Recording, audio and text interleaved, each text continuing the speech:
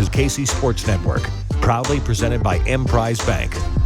Hello and welcome into another edition of Fremont. I am John Kurtz, joined as always by Cole Manbeck, former beat writer for the Manhattan Mercury, and Derek Young from K-State Online.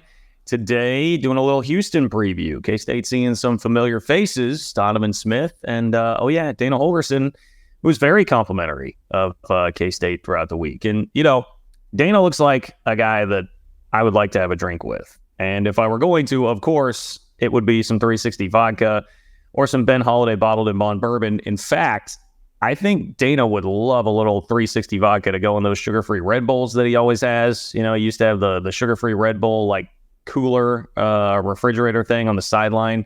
Would go great with some 360 vodka. So maybe I should just try to haul some down to MHK for Dana, because I like Dana. Mainly because he loses to K-State a lot. That's one part of it. Wow. Anyway, get your 360 vodka or your Ben Holiday bottled in bond bourbon for your tailgate this weekend. It's an early one, but there will be a couple others later throughout the year. So get ready to go. Support our friends at Holiday Distillery who support us here on the pod. Gentlemen, how are we feeling today?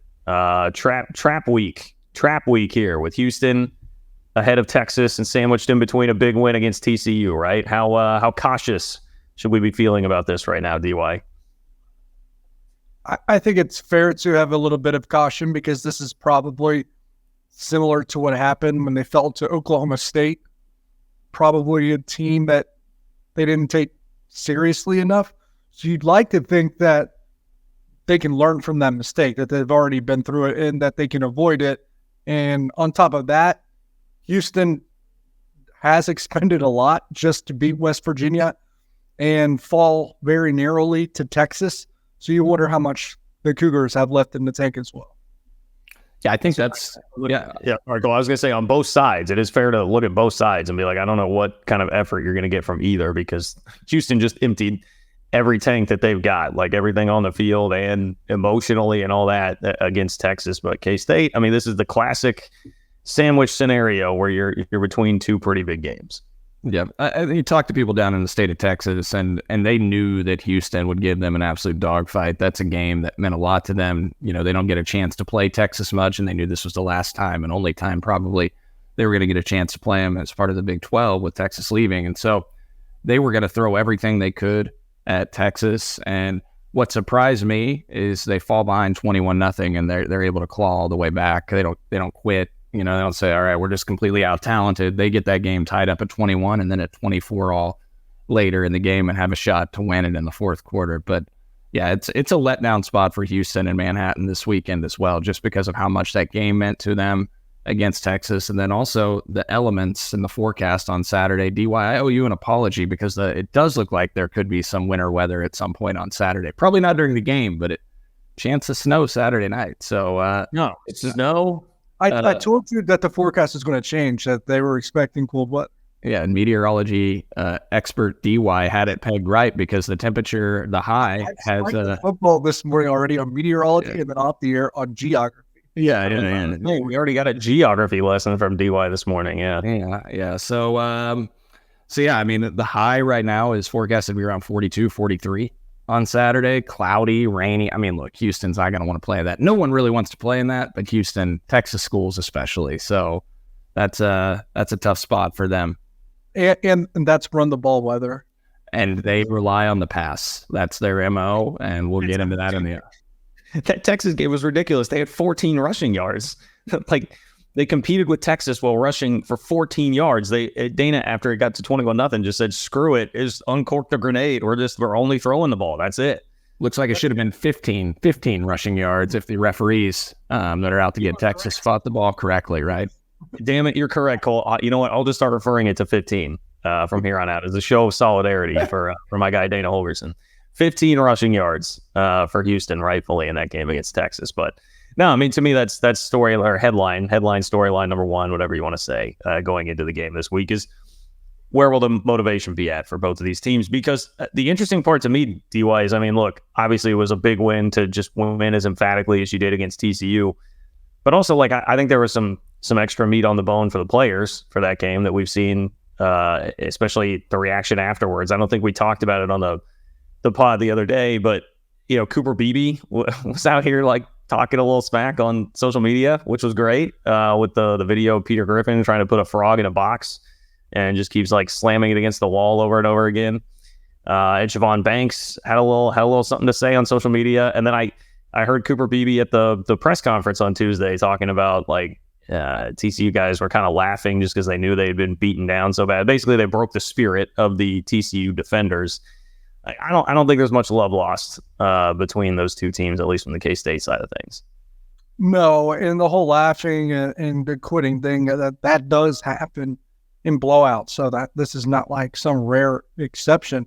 It's just typically the other team doesn't like let the world know about it, and obviously Kansas State wasn't afraid to do so. Yeah, I guess I'm not sure what place it comes from between the players. Maybe just the heat of the battle there because you played them twice last year in tight games and also in the Big 12 championship, because I don't really remember like any conflict that would apply extra juice between Kansas State and TCU other than that they played against one another for a championship.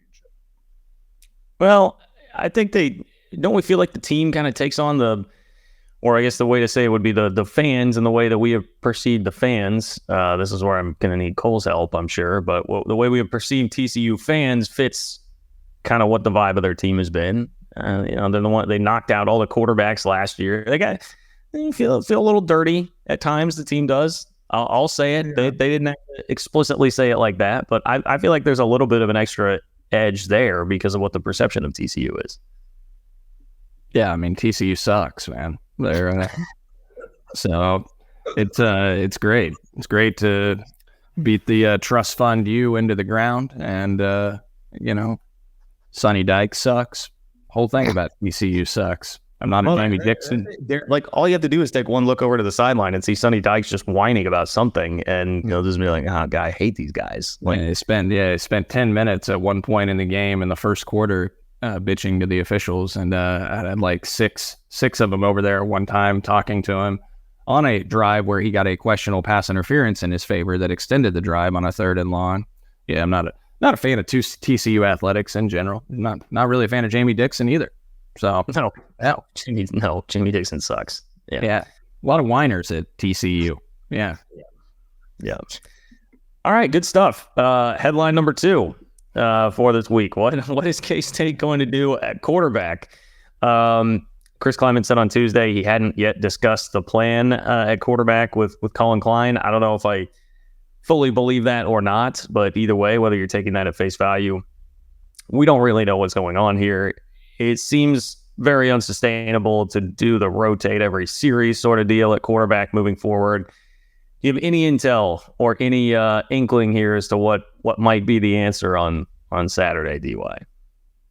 Intel, no, to be quite honest. Inkling, yes. I think it probably is a plan that reflects the one we saw against Texas Tech and TCU.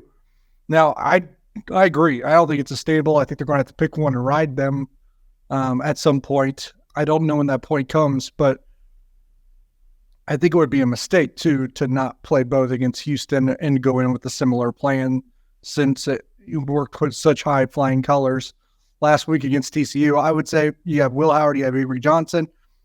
And when I say plan, last week the plan wasn't necessarily to alternate every series. It was for Will Howard to get the first drive and Avery Johnson to get the second, and then they'll figure the rest out in terms of game flow, feel what the vibe is at that moment and what's working and what isn't. So I would imagine that's the formula they work with against Houston.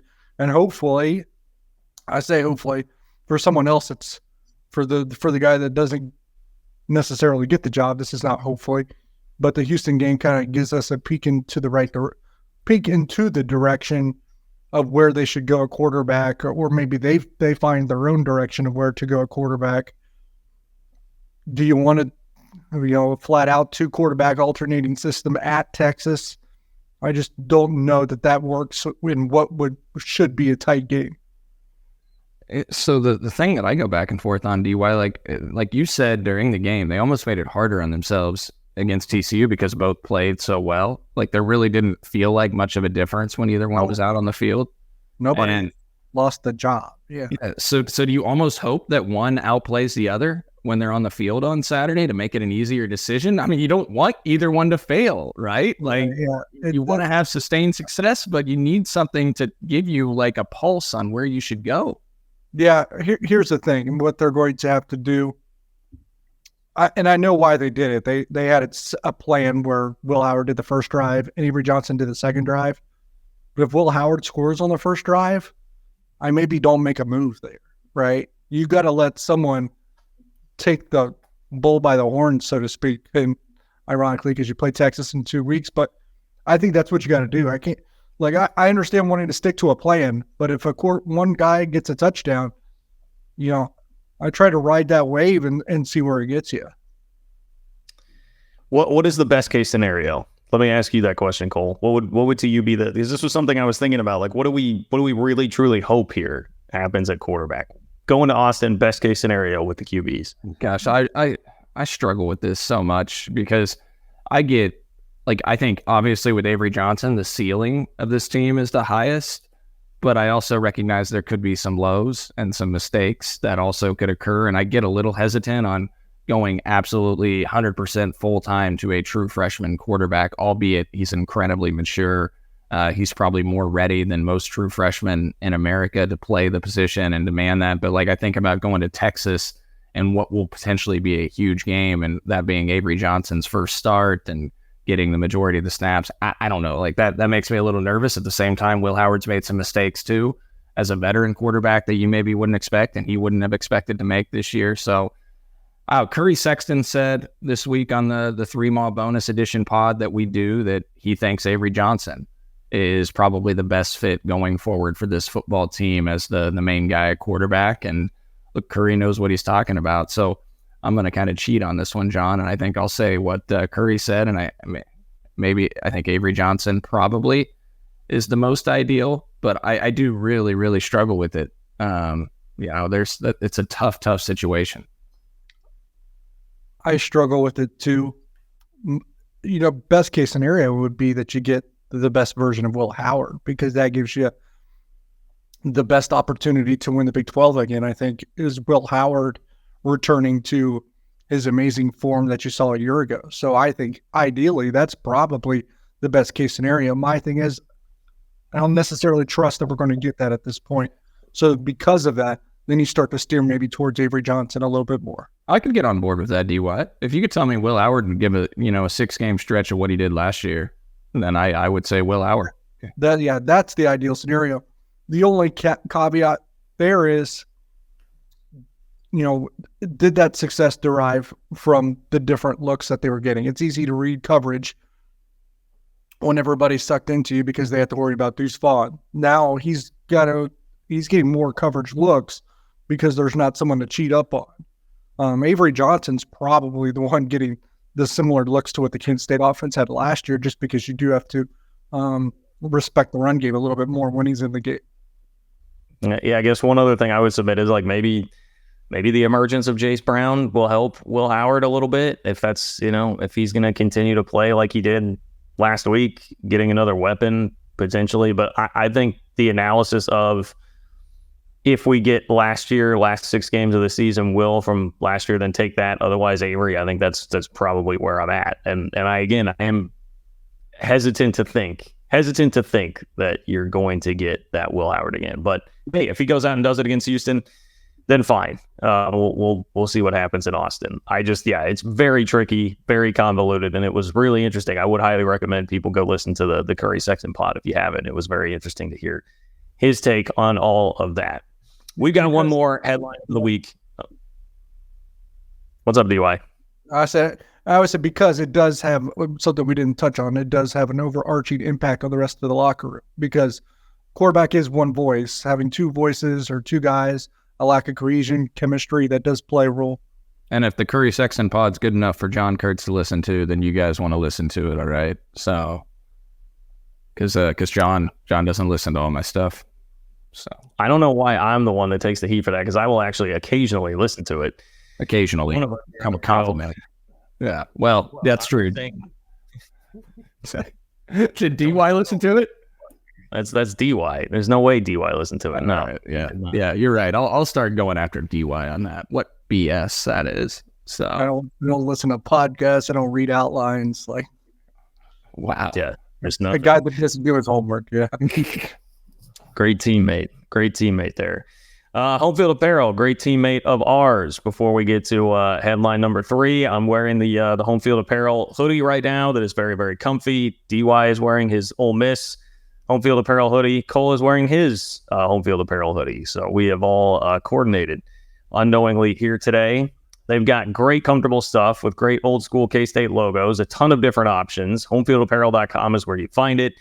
And you can even get 15% off your first order using promo code 3MA23. So we're hooking you up here at 3MA to go check out everything Home Field Apparel has to offer, including 100 plus other teams if you are interested in dipping your toe into other waters as well. It's totally okay. We won't tell anybody, promise. 3MA23, 15% off, homefieldapparel.com. Go support those who support our pod. We're back with the final headline next.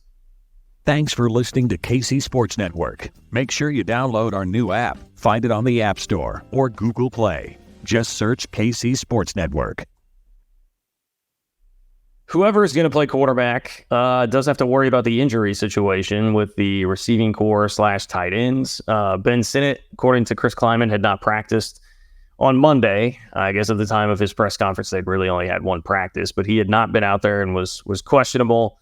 Austin Romaine on defense had practiced some, but also questionable. But then we heard that RJ Garcia and Keegan Johnson are questionable as well. So how worried should we be about these specific injury situations, DY? I'm not too concerned. I think Austin Romaine comes back. I think Ben Sinnott will be back. I think they're just going to be cautious with him because it's an ankle where you can get significantly better by just taking a few days off. So I think that's what you're seeing there. On the receiver front, sounds like RJ Garcia will be ready. I think there's a chance to miss Keegan Johnson this game. I think there's a chance, but, and this is not a shot at him, but it's just not a guy you're getting a lot of production from anyways. Well, just rest. Yeah. Is it the same injury? Like what's going on? I don't know, but I mean, it's funny because he goes into each game thinking they got to figure it out from a health standpoint. But it feels like he's hobbled off the field at some point in like 3 of the last 4 games. Yeah, just rest him this week and hope a week off can get him back to what we thought he would be, I guess. Yeah, and I don't know because I know another part of the whole thing to me that's been told is he's been not able to practice so much that just hard to get back into the swing of things and have that chemistry with the quarterback too. Rest him this week, and plus you're not going to be throwing the ball a lot in this weather in all likelihood unless the forecast changes and improves. And I mean, that's the one thing that's a downside. Yeah, it's great that K-State can run the heck out of the football. Houston's not elite at stopping the run by any means, so it should be, relatively smooth sailing for this K-State offense in this game. But you also need to work on that passing game some, right? And you're not going to have the opportunity to do that in all likelihood much with this weather if it holds. So that's an unfortunate part. I'd like to see Avery Johnson get to work more in the passing game as well, heading into a monstrous game in Austin next week. But or you're getting the opportunity to sit on the ball and not really show anything to Texas. And that's true. And so another 300-yard rushing game this weekend, maybe. So wouldn't shock me. Well, I was even thinking the same thing, Cole, that you suggested with Keegan Johnson with like Sinnott and Romaine. Do you need to push him this week? DY got on me for suggesting that earlier this week. If they can go, they go. You can't do that because you're also signaling to your team you're not taking these guys seriously. Hey, you used to beat West Virginia, came close to Texas by 7. If you're going to go into this game and treat them like a sister of the poor, they'll probably beat you. And Austin Romaine is a guy specifically that just needs more and more reps, right? He's a true freshman, and I would put him on the field if he can go. Ben Sinnott, if Ben Sinnott's like 75, 80%, I might rest him. I think you have a guy in Garrett Oakley you feel okay about as a redshirt freshman you're high on. So I don't know. I think you could maybe get away with resting Sinnott, but if he's... I don't, because you have a pretty meager passing game to begin with. All right. Very well. That's probably true. I mean, they're probably going to be doing a lot of short, simple passes if it's rainy, like they say. So, yeah. Okay. I mean, Will Howard probably would be on board with Ben Sinnott playing. I would have to imagine. That's a valid point, John. Yeah, that's probably true. Yeah. I just don't think you can get away with taking your best passing weapon on an average passing team. I think they probably still could get away with it, but we'll see. We'll see what they do. I think they probably would treat it more like what you are suggesting, Derek. I would agree with that. Ball coach. What's that? That's just me. I'm the ball coach here. You're the ball coach. Okay. Well, you seem to be an expert. He's the ball coach, the geographer, and the meteorology guy. So there's a lot going on with many hats. Man of many hats. Yeah. Make sure to check out in the feed later on this week our player interview this week, which is going to be with Desmond Purnell, who has been playing some phenomenal football in the K-State linebacking core, had an incredible interception last week, which was very fun to see. So excited to get a chance to chat with him. But now it's time for Cole to take over with a little extended preview here on the Houston Cougars. I should mention, by the way, too, make sure and get signed up for our Patreon page, patreon.com/3ma. You can get access to a Q&A show that we're doing this week, so you can get some questions into us specifically to have answered. We'll get that up. You get access to our Discord server where you will get super secret inside info from Cole. Just get to chat with us and get to see Brody's picks for the game. So easy way to support us, just $5 a month, patreon.com/3ma in order to get access to that. Why are you smiling, Cole? Well, just inside info for me. I mean, I guess we do have, I do have some on occasion, right? But we got some questions that are of interesting topics that have been submitted so far for that Patreon Q&A. Oh, I haven't been keeping track of it. Okay, I was gonna. I will pull those together for us, and we will answer them. And DY will make the bold prediction of Patrick Ngongbed to Kansas State after his official visit this weekend. So, is that an official prediction, DY? That happened? I just said it for him. I did not. Kansas State or Duke. So you're saying there's a lot. There's a lot of Kentucky and UConn stuff out there too. I'm not getting that. I think it's Kansas State or Duke. Yeah, well, two blue bloods going head to head. Be interesting. Duke. I'll use this opportunity to also slide in 2 football commitments in the past weekend as well. Linebacker Boone Morris and safety Callan Barta from Topeka Seaman. Is that Centennial League as well? Yeah. It is Centennial League. Yep. Yeah, we're just packing this roster with Centennial League. Also, it was Centennial League. Did Seaman League? I know Shawnee Heights left. I don't. There's been conference realignment. Okay, I can't keep track of it all. There's been some conference realignment there, so I know they might actually not be anymore. John covers FBS conference realignment, but stops at doing it for kids. Yeah. Why don't you show some class and hit the KSHA, Kansas State High School Activities Association YouTube show for realignment? Because I believe the Mid-East League has also reformed, John. We're losing all the history. It's gone. The Mid-East League is gone? I think it goes to it's going to a 12-team league now. I like that Manhattan and Junction City have to play like Dodge City every year now. Well, they kind of always did because it was hard to get that game at the beginning of the year, like a non-league game. The Kansas City schools didn't want to play him very much. Anyway, the whole thing. See, I know more about high school football than most, Cole, so I do not deserve this. Which is why we'd like a YouTube show from you on realignment that's going on. So, the dollars are just getting too big in high school athletics now. So what about the Eastern Kansas League? Like, is the Eastern Kansas League still intact? And those are the EKL. Man, our producer just said the Lawrence schools are now in the West. God. Where is history going in this beautiful sport? Anyways, well, I love that because I had a Kansas friend of mine the other day that was talking about Boganowski and was like, these K-State missing out on a Western Kansas guy, and I was like, hold up. What did we just call Junction City Western Kansas? Like this attitude from Lawrence. These Centennial League. This Western Kansas. I was like, look on a map where Junction City is and tell me that that's Western Kansas. These Centennial League kids that don't come to Kansas State, they typically don't work out. There was an Emporia kid that went to Oklahoma State at corner about 10 years ago. He never did anything. It's a lesson to be learned for anybody that leaves the Centennial League to not play at Kansas State. So, hint, still got 6-8 weeks to make a change there. So, It was Morrow, right? Jarrell Morrow, that's right. Maybe the problem there is Emporia because Hayden Pauls hasn't done anything at Iowa. Oh, there's another one. So Emporia's fine with me. I've got no problem with Emporia. all right, look, this is the most high school. We're putting in. We're gonna have Keisha retweeting this pod, man. So, hey, on to Houston. Well, hang on. Did Nebraska back off of Kalen Barta because they got it? No, That's what Nebraska fans are trying to tell me on the internet. No, that wasn't the case. I mean, every team's going to say that, especially Nebraska, because probably to relieve themselves of the embarrassment there. But that was a real flip. Kansas State flip. It wouldn't be embarrassing to lose somebody to the Big 12 champs and somebody that's actually won multiple conference championships that they haven't done once in the last 20 years, right? So, I agree, but I'm going from the... Yeah, no, I know. Nebraska fans live in a fantasy land of no reality there, so, yeah. Yeah, any other recruiting questions, John? I'm ready. I don't know anything about the kid that flipped from, what was it, Sam Houston? UTSA. Oh, my gosh. Sam Houston is 0-7, John. 0-7 football team. We took a kid from UTSA. I will say, I almost said UTEP at first, but I was like, I know they didn't take someone from Dana, so anyway. Roadrunner.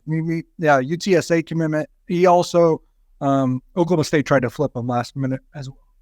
Yeah, I think he's going to be a guy that gets multiple offers from Power Fives, right, DY? Yeah, unless they just stop now. But he's basically considered like Austin Rooming 2.0. Yeah, that's right. I don't doubt any linebackers or any players these guys bring in now, man. They seem to identify talent even if they don't have a bunch of Power Fives. I trust the staff. Okay. Yeah, point. Well, I mean, yeah. Look, they've been pretty good evaluators, but I just didn't expect that strong of a ringing endorsement there from Cole. But that's right. I appreciate it. I appreciate it. Well, you've successfully pushed us into a break instead of actually go right into the Houston thing here. So hope everybody enjoyed the high school football minute on Fremont. But we've got to talk about. I mean, this is what we've all been waiting for. NBA fans, do I have your attention now, listeners of Fremont? NBA fans, the wait is over. Basketball is back, and DraftKings Sportsbook, an official sports betting partner of the NBA, is celebrating with an unbeatable offer. New customers can score $200 instantly in bonus bets for throwing down $5 on the NBA. Win or lose, it doesn't matter. You'll start the season with an instant dub. And with DraftKings parlays, everyone's got a shot at even bigger basketball wins. String together multiple bets from the same game or build your parlay across multiple games for a shot at making your payday even sweeter. Basketball is more fun when you're in on the action. Download the DraftKings Sportsbook app now and use code KCSN. New customers can get $200 in bonus bets instantly for betting just $5. Only on DraftKings Sportsbook with code KCSN. That's code KCSN. The crown is yours. Gambling problem? Call 1-800-GAMBLER or visit www.1800gambler.net. Please play responsibly on behalf of Boot Hill Casino and Resort. 21 plus, age varies by jurisdiction. Ontario, I hate to do it to you, man. It's been a minute. Hope you guys are doing okay. But it doesn't work in Ontario. Void in Ontario. Bonus bets expire 168 hours after issuance. Oddly specific. See sportsbook.draftkings.com/basketball for terms and eligibility and deposit restrictions, terms, and responsible gaming resources. We're back in just a moment.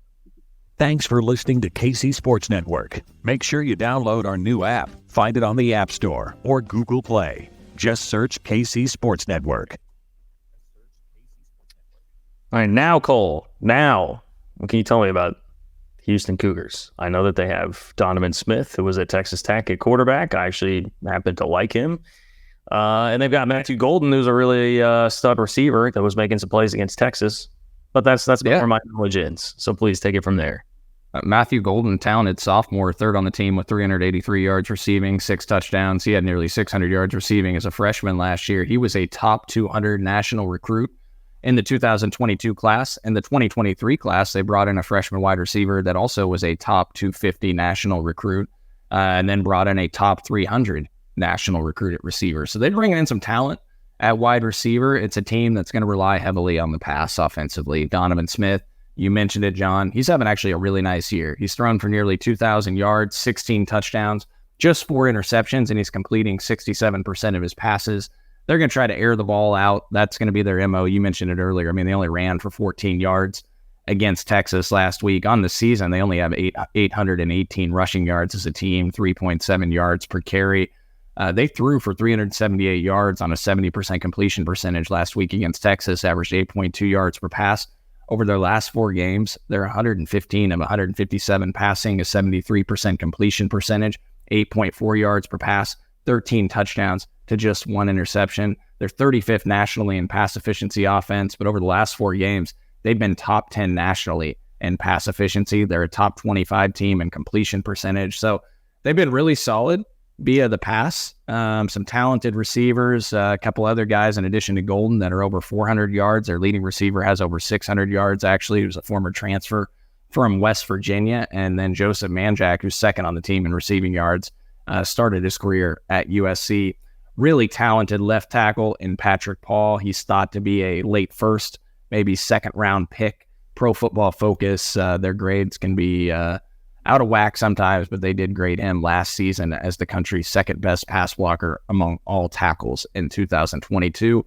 It's an offense overall that is 22nd nationally in ESPN's SP Plus rankings. Brian Freeman and his F Plus rankings, which combines his FEI with the ESPN SP Plus, has their offense 26th nationally overall in the country. So really solid offense. In fact, John, if you compare it to how they stack up to other K-State or offenses K-State's went up against, it's one of the best. Troy was 83rd. Oklahoma State was 29th in the SP Plus. Mizzou was 18th. TCU 24th. Texas Tech 27th. UCF 21st. So really, it's right there with UCF, and Missouri is the best offense that K-State will go up against. But again, the weather is going to dictate part of how this game goes, because you look at it and, they rely so heavily on the pass. Are they going to be able to air it out if it's cold, windy, rainy? I don't know yet. We'll see what the weather and if it changes at all. I will be honest, I don't think much of their defense, but I don't have anything to really back that up other than just watching them a handful of times this year. And like Dana, fairly or unfairly, has the reputation of being the offensive guy, kind of that Texas Tech mold, right? And he's got some Texas Tech in his background. Not playing much defense, but pretty good offensive guy. So where's the defense at? Yeah, you hit it on the head. I mean, it's a Houston defense that's 94th nationally in ESPN's SP Plus. Ryan Freeman's F Plus rankings have their defense ranked 99th.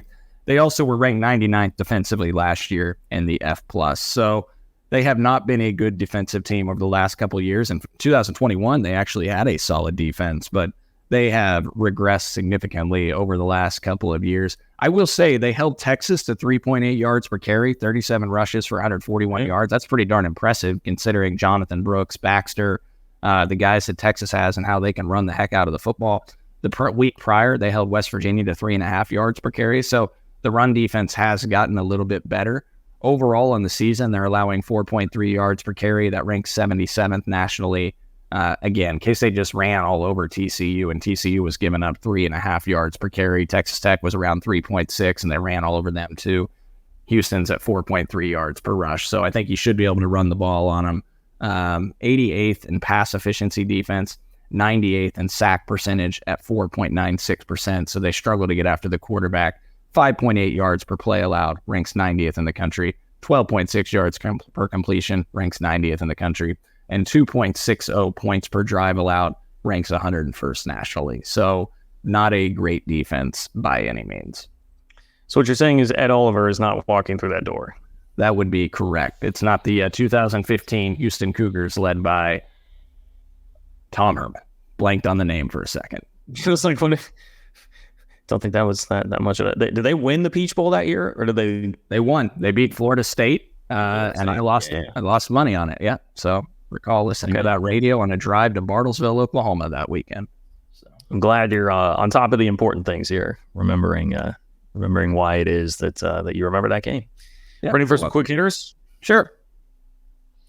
Over under rest of the season. Over unders at 1.5. Games started for Avery Johnson the rest of the season. Putting the over under at 1.5. Games started for Avery Johnson. Derek looks like he's doing some important calculations. So Cole, we're going to start with you. I'm going to have him over. He's already started one at wide receiver. It's the rest of the season, though. Yeah, I'm aware. But it counts if he starts anywhere, right? Yeah, but the rest of the season. So does he get to the rest of the season? Not Yes, already. Yes, I think Cole is suggesting that K-State will start him at receiver again and run the same play that they ran on the first play against TCU that worked for about 4 yards. And damn it, I was holding the coffin. So been battling something, got this Z-Pack here. So might be why I broke out in hives earlier. Anyways, so yeah, I think there's a chance he starts a wide receiver again. I'm going to say the over. I also think he starts a quarterback at least once this year. I think he starts a quarterback twice. Hell with it. Going over. John, you go. I'll go after you. It's a hard one. This is why, that's why I set the line there, because I was struggling with it when I thought about it. If you would have given me 0.5, I would have said, yeah, he'll probably start a game. Yeah, I'm going to lean yes. Because I've seen enough of a sample size this year with Will Howard kind of struggling, particularly to take care of the ball, that I think that would be if that continues to happen, then it's like, hey, if Avery's going to have some freshman mistakes that put you in a tough spot, if you're going to get that either way, you play the guy with the higher upside. So anyway, I'll say he does start more than 1.5. Yes. I'll say under, because I think it's basically down to the last 3 games, because I think Will's starting against Houston, and I don't expect a whole lot of resistance from the Cougar defense. So then he'll probably start against Texas, and that only leaves you with 3 more games on the schedule. Under. Fair enough. Actually, that's a pretty good analysis. I feel like Derek did a better job with that one than we did, Cole. Well, I'm got the Big 12 championship in the bowl game too. I thought we were just doing regular season. If he had in that, yeah, rest of the season, yeah, still counts. Yeah, that's right. Under. Yeah, I'll play it safe. Okay, final answer.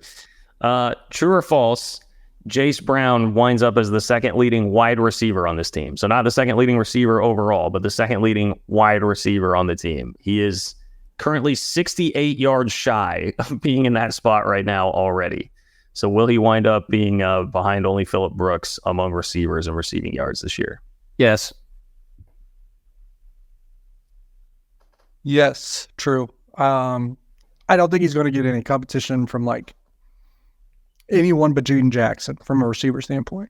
I'm just saying, the other guys are hurt right now, so you're worried about RJ Garcia and Keegan Johnson even playing. Yeah, I'm going to go Jace Brown, especially since Avery throws it to him 90% of the time. So they do have a connection. They do have a connection.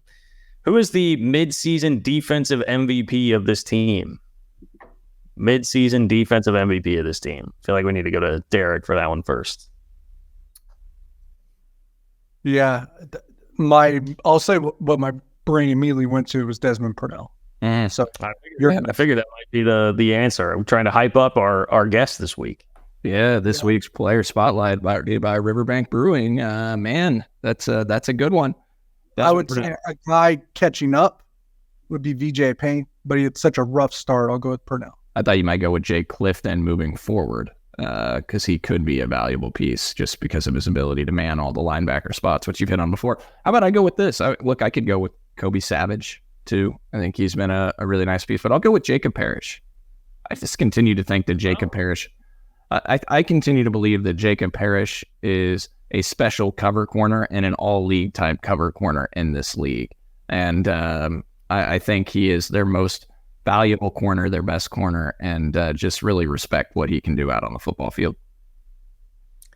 I just, for the leadership that Kobe Savage brings to the table and the energy and intensity that he was bringing even when other guys weren't, like at Oklahoma State, I really appreciate him. I have a soft spot for him because of that, so I did want to bring his name up. I'm glad you did, Cole. But I think the point here with asking the question is you could come up with a lot of different guys. Like the defense is playing pretty well right now and having a pretty solid year, and it's not like being dominated by a guy or two, where the last couple of years it's been a much easier question to answer who your defensive MVP would be. Where does Dana Holgorsen rank on your list of Big 12 coaches you'd like to have a beer with? Because he's in my top 3. I will say that. Dana Holgorsen in my top 3. Coaches in the Big 12 you'd like to have a beer with. Cole, I know your number 1 is going to be Sonny Dykes, but after that, who else would you have on that list? Yeah, I'd have Dana number 1. I'm trying to think through. I don't know if I'd really like that. One of these answers is almost inappropriate, though. Yeah, that's correct. I do have a very inappropriate answer, but I'm not going to go down that road because it would be accusatory. It would be accusatory in a sense, and I love that you guys read my mind and know where I might go with it. I was going through the teams, so I was like, oh, I was going through the Texas schools, and then I came to a certain Texas coach. Oh, you came to it. Oh, see, I was thinking something different. No, I was thinking of a certain OU coach. Well, mine was Steve Sarkisian because he's. Oh man, see, I didn't even think about that. That's not funny, DY. However, question from John. Question. I was not trying to do this, you guys. And yet, I was thinking of an Oklahoma head coach that I don't know. I won't say anything there. You guys are taking this too seriously. I don't even drink, but the point of the question is like, who's a guy that you would like to hang out with for a little while? Dana is number one. Dana or Mike Gundy. Those are the two that really come to mind, right? No, I don't know about Gundy. To me, it was Dana or my top. I like Dave Aranda. I want to learn like the Zen from him. Like, how is he so chill all the time? That's why. That's boring. I don't want to have an intelligent conversation when I'm drinking. Yeah. Okay. I also thought Gus Malzahn would have some good stories about the SEC. Okay. All right. Boy, I got some eye rolls there. Nobody is liking that question. Fine. More likely for K-State to land. Now I am going to put Derek on the spot here. More likely for K-State to land. Biggest football target right now, Graham Brix, or biggest basketball target right now, Patrick Ngongba? Ngongba, because I felt like they've been, at the top, close to the top for the duration of that recruitment. They can certainly win it with a fantastic official visit, which I'm sure will happen this weekend. And the Bricks, there's just a lot of mystery rooted in that one to really have a feel one way or the other. Yeah. It's a big weekend. Big weekend having Big Pat on campus. Let's close this one out. You see Pat, say hi. Welcome to K-State. Yeah, for real. They gotta fans, as much as you can do that, like hype up the Patrick Ngongba visit this weekend for sure. And get to catsnil.com. Go to catsnil.com and help out Wildcat NIL and our friends over there. Yes. Pretty important to the staff. Also a good drop in there. You're welcome. Left Pipe Block of the Week did not go well for us. It's been a couple of weeks since we did it, but I got mine last week on the off week. Well, I'm not sure that we believe that, and there's no official record of that, Derek. I'm sorry. On the KSO show. Okay. Well, we all went over. DY took UMass to cover against Penn State. They lost by 60. Cole got hit with a fairly bad beat. He had Oregon plus 2.5. They lost by 3 in that classic game of Washington. And I believe I leaned into the Cincinnati-Iowa State line because it seems so weird that Cincy would be the favorite there, and Iowa State just demolished them. So I'm 4-2. Cole's 2-4. DY 1-5. Who wants to go first with their lead pipe block of the week? I'm not holding the KU helmet because I am backing them. I am fading the Jayhawks this week. Oklahoma -10. Wow. No. Okay. Did you watch Oklahoma last week or? Yeah, they're going to wake up for this one. KU is, I don't know what they are right now. To be honest, that doesn't seem like a very healthy situation, but they got going. You think the Sooners were looking ahead to the trip to Lawrence, DY, when they played UCF? Not looking ahead, probably looking back somehow for 2 weeks before that. They really enjoyed their Texas win, and I don't know that they have the discipline to go undefeated on their entire schedule. I think last week was a indicator of that, but I think that at least woke them up to where they blast Kansas, probably similarly to what they did to Iowa State. Yeah. Well, I am glad that you picked a Power 5 matchup and not a teams that just started playing football in the last 20 years. I consider Georgia Southern, so. Of course you did. At least you picked a game that will be on television. I am going to take Kentucky plus 3.5 at home against Tennessee. Kentucky coming off a bye. Tennessee coming off a tough game at Alabama. Did not have a bye. The Wildcats on their home turf at Kroger Field. Tough place to play, even though they just lost to Missouri there by 17. I'll take the Wildcats and Mark Stoops to knock off the Volunteers. It's actually that's a pretty good pick. Thank you, John. I appreciate that. That's great that you said that. Appreciate it. That makes sense. Tennessee is quite mid. Tennessee is quite mid. Yeah. I had a couple that I was going back and forth between. I think I kind of am a little leery of doing this Big 12 games. I might be a little too close to it, but we have 2 wins the entire year from new Big 12 schools against the old guard. West Virginia is getting 7 points at UCF. So, like, the whole trend this year has been these newbies don't beat anybody that's been around in the Big 12. West Virginia is certainly flawed, and I do think that their season is starting to come apart a little bit here. But you're giving me 7 points to go to UCF, like with what we've seen out of them so far this year. I get that John Rice Plumlee makes them a little better, but I'll take West Virginia plus the 7 there. Country roads. Country roads indeed. K-State, I'm taking K-State 38-24 over Houston. I'll say a backdoor cover from Houston on this one.